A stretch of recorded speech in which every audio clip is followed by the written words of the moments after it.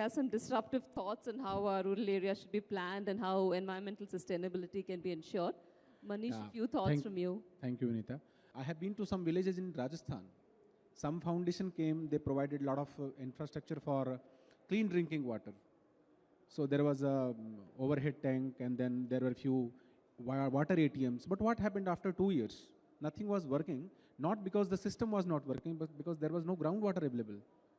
So what we tried to do was, we tried to just focus on the painkiller aspect. We did not think that for a healthy body, some amount of sunlight is needed, some amount of nutrients and vitamins is needed, and which might impact after 5 years, 6 years, 7 years. So any kind of rating that happens from the perspective of what is there today. Whenever some agency goes CSR or some government agency, they are bound by some rules that within 1 year I have to show some result. As a manager of a CSR fund, you have to show, okay, I adopted this village. What I will show after 1 year, after 2 years. So naturally what you try to do is you try to find some painkiller. And you just pat your back. Okay, fantastic, you did it. Water available for everybody in the village. But what happens to the, and all these things is more aligned to individual positions. It might be toilets, it might be solar, microgrids. But what about the community position? What about the groundwater of the village? What about the environmental aspect of the village? So if you talk about sustainability of a village, the perspective has to change, because villages are going to stay, people are living there. And it is very easy to get into that trap of individual position, get one solar panel, get one toilet, get anything that is available from the government. And though these things add value to it, but it is not going to make it sustainable. This just tries to make them at par with whatever people are getting in the urban areas. Sustainability, whenever think, there must be two aspects. One is environmental sustainability, one is financial sustainability. And for environmental sustainability, what is the groundwater level today? What it can be 5 years down the line, 10 years down the line, 50 years down the line, this needs to be taken care of. In village, one thing we have seen is that whenever people go and talk about individually somebody has to do it, as Maria already told, that this leapfrog effect, so we try to get into that. Okay, I also have to get it done because some Sharma ji got it, so Verma ji will also get it. But the moment we talk about that, every villages in India used to have two ponds. One for animal, one for human. Where all those ponds went? 60% of ponds, water bodies of villages are gone, vanished.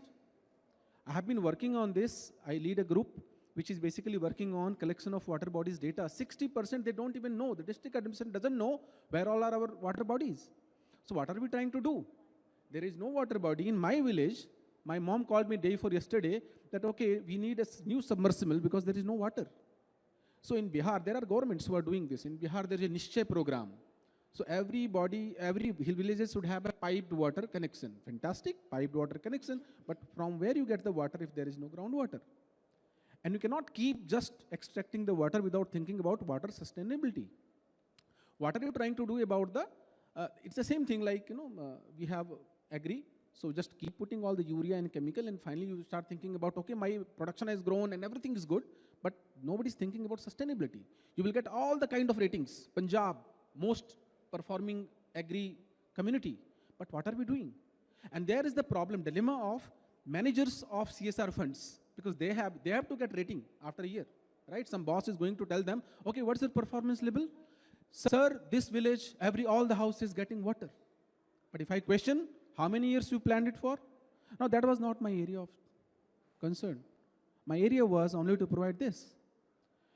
So this is one aspect. Second aspect, when we talk about the rural economic sustainability, earlier there used to be a word, kheti badi.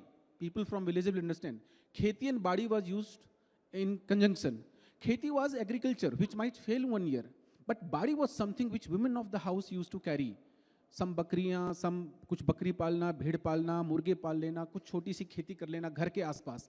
Now what happened? She has been to Haryana. It is a concretization. Concrete ke pure gaon bana dene hain hame, and badi has disappeared. Badi was something which used to sustain the house and family in the worst case of a drought or something happens, if the agri failure happens. Now badi concept is gone. So, but badi was not something, it was individual. It was basically a society we used to just encourage it.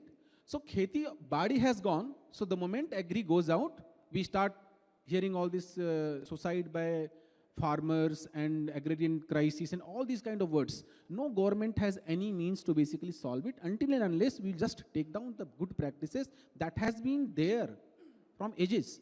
And it was for making sustainable. So villages were generally sustainable. What we did was, most of the times we just go with our own experimentative eyes and just to try to do something, and we try to do something, we just change their behavior. They start expecting everything from the government or some social agencies, rather than making them feel that, okay, you are the owner, you can change it. And this is what you have been doing. We are here to learn from you. What we can do is, probably we think that we have better technology to tell you some forecasting things, so we can be of help to you there. So this is something, there are 2 points. And most of the cases, whenever I attend such kind of sessions, I don't find a lot of discussion around it. Our myopic view is up to 5 years, like the governments basically run for 5 years. Today is right moment that at least we have 5 more years for the government.